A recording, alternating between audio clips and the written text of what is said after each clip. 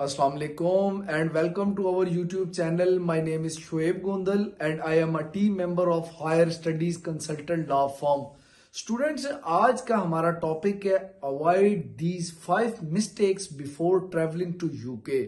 ये टॉपिक उन स्टूडेंट्स के लिए बहुत ज्यादा इंपॉर्टेंट है जो बच्चे जनवरी इनटेक में यूके आ रहे हैं। तो स्टूडेंट्स, आप जरूर ये टॉपिक बहुत तवज्जो के साथ सुने। फिर मैं कह रहा हूं स्पेशल उन बच्चों के लिए जो बच्चे जनवरी इनटेक में यूके आ रहे हैं।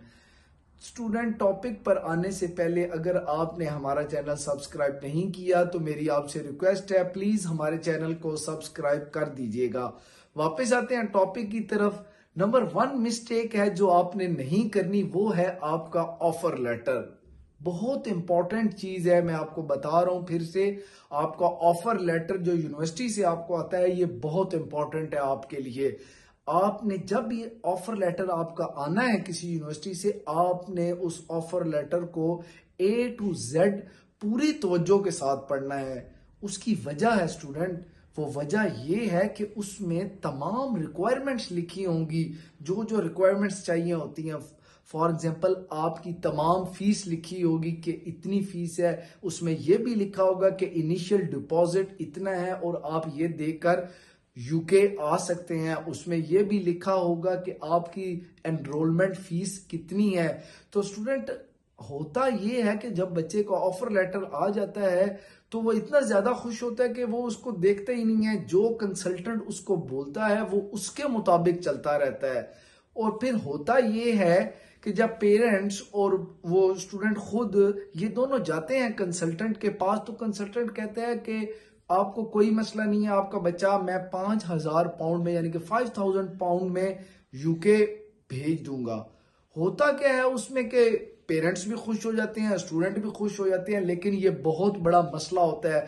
यही बात मैं आपको कह रहा हूं, ऑफर लेटर में इसी चीज की डिटेल लिखी होती है कि अगर आप इनिशियल डिपॉजिट करवा कर जा रहे हैं तो वहां पर जाते ही आपको एनरोलमेंट फीस पे करनी होगी।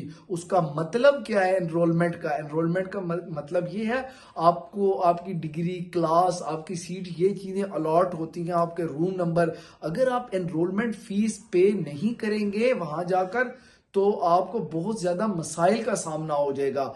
नंबर 2, इसी तरह आपको ये भी पता होना चाहिए कि मैं इतनी फीस देकर वहां जा रहा हूं। अगर इनिशियल डिपॉजिट पर जा रहे हैं तो फिर आपको यूनिवर्सिटी बार बार मेल करेगी कि रिमेनिंग जो है पेमेंट उसको बनाएं। 2 से 2.5 माह में आपको कम से कम 70% फीस पे करनी होगी।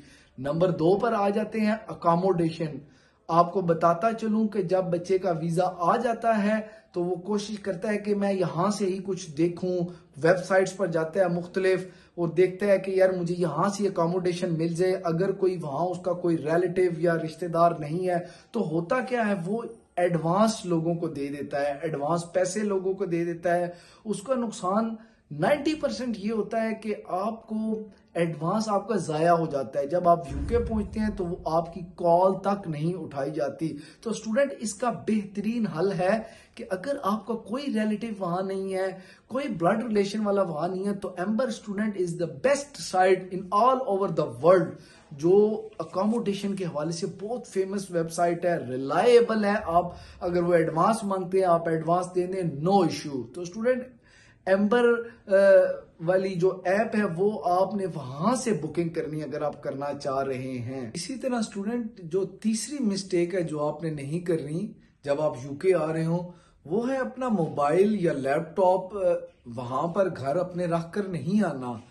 क्योंकि समटाइम स्टूडेंट्स के ज़हन में ये होता है कि वो लोन पर ये चीजें आकर ले लेंगे। तो ये याद रखिएगा, अक्सर व बेशतर ऐसा होता है कि जब आप नए वहां पर जाते हैं तो आपको लोन भी नहीं मिलता। तो लिहाजा अपना मोबाइल फोन, अपना लैपटॉप ये अपने साथ लेकर आइएगा।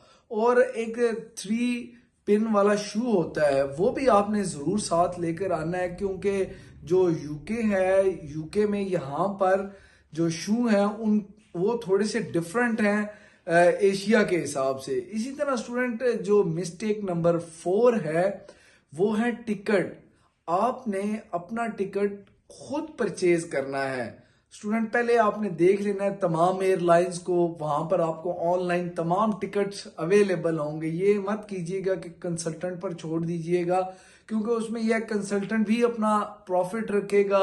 तो फिर बेहतर ये है कि डायरेक्ट अपना टिकट बुक करवाएं और कोशिश करें 1 से 1.5 माह पहले बुक करवाएं, ताकि आपके पैसे भी बच सकें।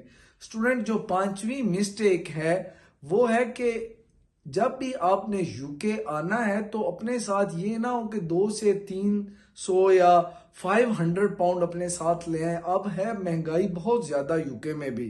तो स्टूडेंट जब भी आपने यहाँ आना है, आपने अपने पास कम अज कम मिनिमम 1500 पाउंड साथ लेकर आने हैं, ताकि आपको शुरू के पहले 2 महीने में कोई परेशानी का सामना ना हो, आपका लिविंग एक्सपेंस भी निकल जाए, अकोमोडेशन, ये चीजें आपकी 1 से 2 माह आपका खाने का खर्चा, ये चीजें निकल जाएं, ताकि खुदा ना खास्ता अगर आपको 15-20 दिन या महीना जॉब नहीं मिलती तो आपके पास कुछ पैसे हों आपके अपनी जेब में। ये ना हो आप घर कॉल कर रहे हो या किसी से मांग रहे हो। तो बेहतर ये अपने साथ 1500 से 2000 पाउंड जरूर साथ लेकर आए, ताकि आपको किसी परेशानी का सामना ना करना पड़े। तो ये था स्टूडेंट आज का हमारा टॉपिक। अगर आपको हमारा टॉपिक पसंद आया हो, लाइक और शेयर कीजिएगा। टॉपिक से रिलेटेड कोई भी क्वेश्चन हो या यूके के हवाले से कोई भी क्वेश्चन हो, वो आप हमसे कमेंट सेक्शन में पूछ सकते हैं। बहुत शुक्रिया।